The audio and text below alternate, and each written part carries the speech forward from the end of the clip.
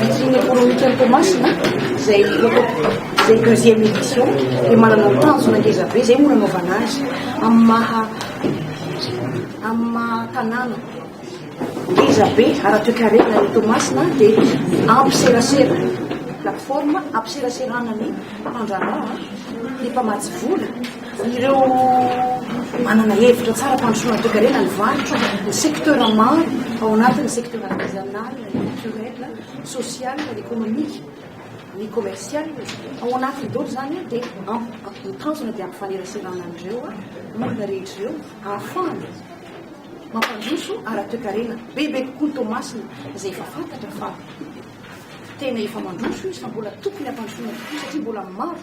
ireo toerana malalaka dia ny zone est rehetrarehetra zany dia ho kasihana daholo amin'ity deuxième édition ity. Efa nisy ny andiany voalohany tamin'ny 2012 matoa zahay anao deuxième édition dia mitondra soa ho an'ny mpandray anjara ho an'ny vahoaka ny Tomasina ny première édition izay voalohany indrindra nahafantary amin'ny olona hoe misy zavatra maro kay azo atao aty Tomasina ny mpandrarako afaka nanitatra ny orinasana izay miaraka tamin'ireo mpamatsy vola satria ny fandray tao moa zareo zany ny mpianatra nahafantatra hoe izao zavatra misy eto Tomasina ny tombontsoa azo tamin'io ihany koa dia ny mazava ho azy moa zany fa maro dia maro ny mpitsidika nahafantatra ny Tomasina sy ny faritra manodidina azy. Le izy aloha zany amin'ny vitrine de Tomasina azy dia ny faritra malalaka ny zone est no kasihana amin'ilay izy fa misy ihany koa ireo mpandraraha avy any amin'ny toerakafa izay natonga andreny tsy mpandraraha irery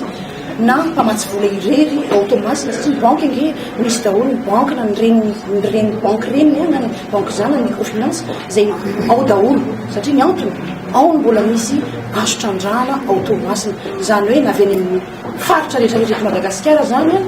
dia afaka makao ny mpamatsy vola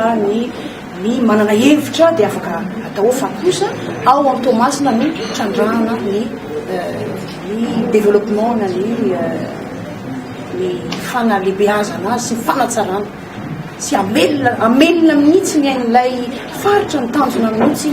amelona na dia efa misy aza ireo orinasa be mazava ho azy fa miporo ao ny SPAC zany izay afaka manampy ihany koa amin'ny fampitongavana entana be dia be zany ny afaka mifandray afaka miara-miasa ao Tomasina.